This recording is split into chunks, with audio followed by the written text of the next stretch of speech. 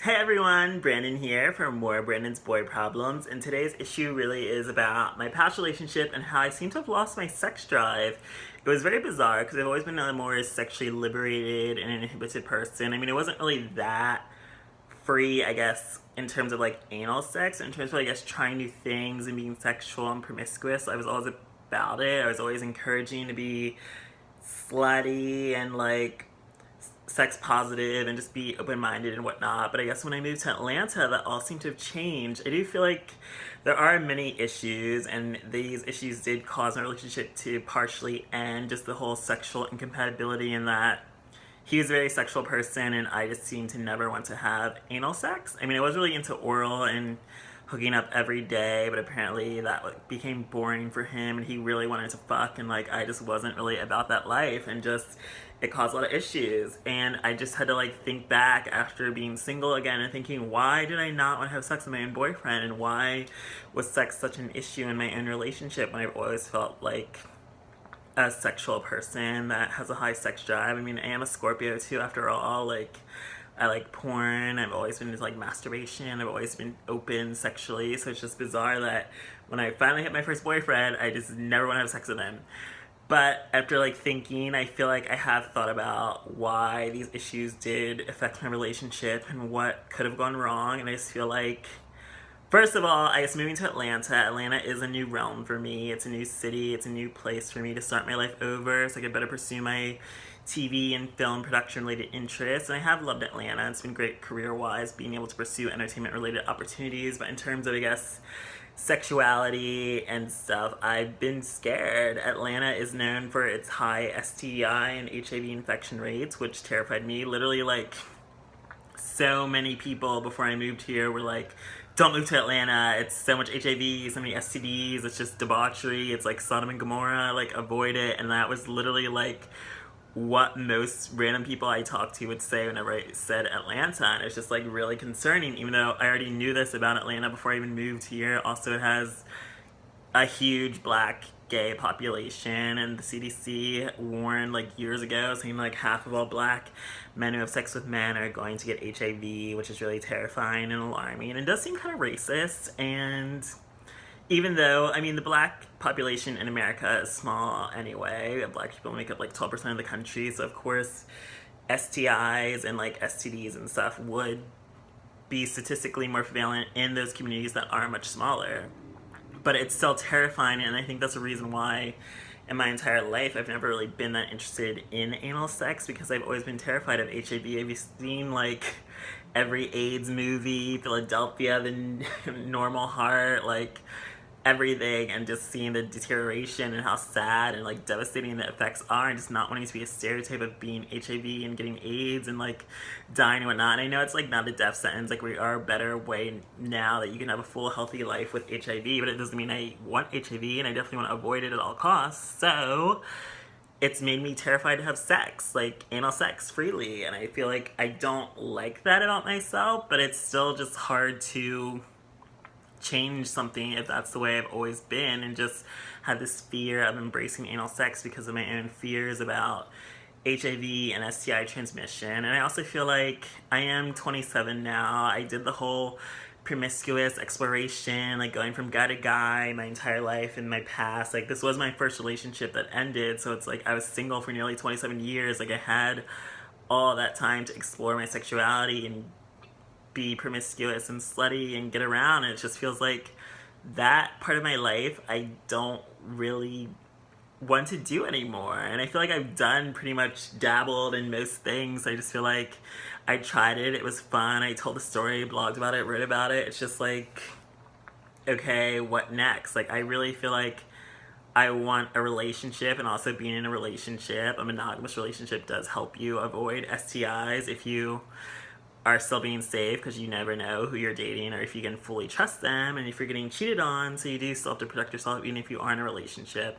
And I know there's things like PrEP and whatnot to avoid HIV, but it's also like PrEP is like nearly like 100% effective in preventing HIV, but it's still also expensive. You have to worry about insurance coverages, you have to constantly go to the doctor, you have to make sure it's not fucking up your kidneys. So it's like, that's all a lot to worry about as well. It's like, this drug, yes, it does prevent you from being likely to catch HIV, but it's still not exactly 100% completely effective. It also doesn't protect you from getting other STIs, and it's also like possibly a financial burden because you make sure you qualify for your insurance if your insurance even approves it, because a lot of people's insurance are trying to make sure they don't have to cover PrEP and just don't care about preventative sexual measures. So it's just a more complicated issue than just saying get on PrEP so you don't have to worry about HIV, because there's a lot more factors, especially if you do have like kidney problems or like issues in your family, or just you don't know how it's going to affect your body in the long term.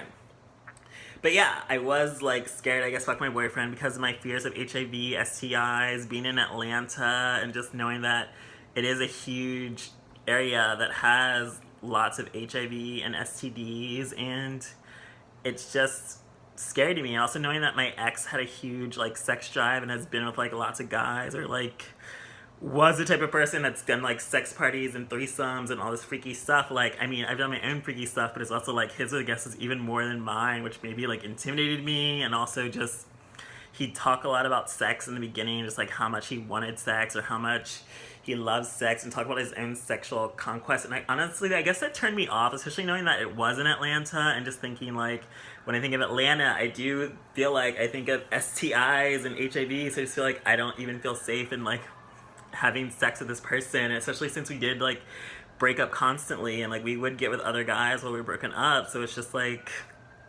constant fear, like what am I putting myself into, what danger am I getting myself into, what am I doing, like the paranoia, the insecurities, just everything was like eating away at me, making me not want to have sex with my boyfriend, even though I loved him, I did trust him, I did want to be with him. Like every time I like look at him, I just want to make out with him and touch him and be sexual, but it's just like that barrier in my mind that I am terrified to have sex because I don't feel like, I guess it's safe, it's clean, I feel like I'm in danger, I just feel like I'm a pussy when it comes, I guess, to having sex, and it's just been terrifying. There's also other issues, I guess, being in Atlanta, even being single now, it's like, okay, you don't even have like the comfort of knowing you're with this one person anymore, so it's like, do you want to be promiscuous? Like, it's not that easy to find a boyfriend. It took me 27 years to find my first boyfriend, so it's like, I don't want to go out, I don't want to go be promiscuous because I am still terrified of Atlanta. And also, there is the element, I think, of also internalized racism or sexual racism, which I definitely was plaguing me in the past before, because I feel like you're conditioned living in an area where there are no black people, and that I never even had a black friend, so I went to college, so it's like being sexually racist, I guess, being somewhere where only your options were like white race or Latino or whatnot, so it's just difficult. Like, suddenly you're in an area where it's all black gay men, and you're constantly told like black gay men and STDs and HIV, so it's like, thankfully I'm not sexually racist anymore, but I still feel like there is that paranoia and that conditioning, that fear, this don't do it, avoid it, and I just feel like it is making me no longer feel promiscuous.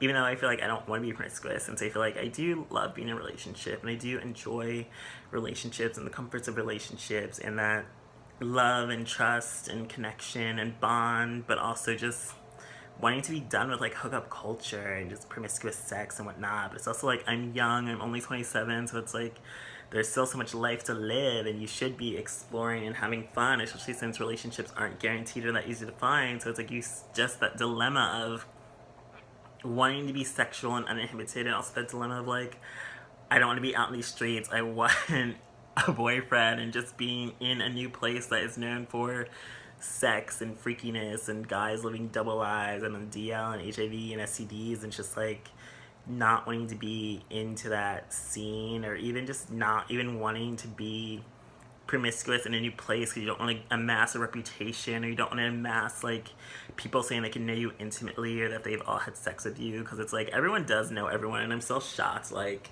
you know, I've been in the gay world for a long time, like the gay world is small in every single city, so it's like you don't want to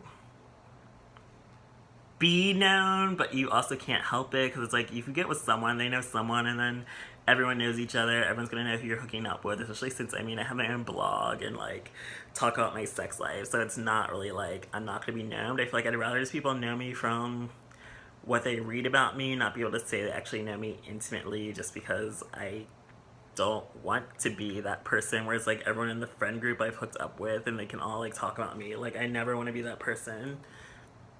So yeah, it's just a huge dilemma, and I want to make sure in my future relationships I don't repeat the same mistakes. Like I do still feel like it's a journey. I am still learning to embrace anal sex and love it and not be so scared to put out or feel free or not even be afraid to make love to the man that I'm in love with. I feel like that is a huge barrier that I need to overcome my own insecurities and fears about anal sex, whether it is getting on prep will help me, or whether just being in a relationship where I do feel like it's more stable and we're not always breaking up and hooking up with other people and being paranoid about STDs and whatnot. It's just I need to put my paranoia aside and embrace sex so that I can be someone that loves anal sex. It's been a long journey trying to embrace it, and just being in a city that's also known for HIV and STDs does make it hard to want to have sex here, since I do feel like I just want to be like, nope, I'm a nun, I'm celibate, saving myself from a relationship, no one touch me, like leave me alone. But I don't want to be that completely shut off person, because it's like Atlanta is a really nice city and I love it here, and I just want to be able to fully embrace and enjoy new experiences while also being safe and taking care of myself and being healthy. So, as for reasons why I didn't want to have sex with my boyfriend, yeah, it was all the paranoia about STIs, HIV, STDs, intimidated by his sexual history, being in a new city, fears, and whatnot. But I hope to change that in the future to make sure I don't repeat the same mistakes. So, thank you for joining me for a new episode of Brandon's Boy Problems, and I will see you next time.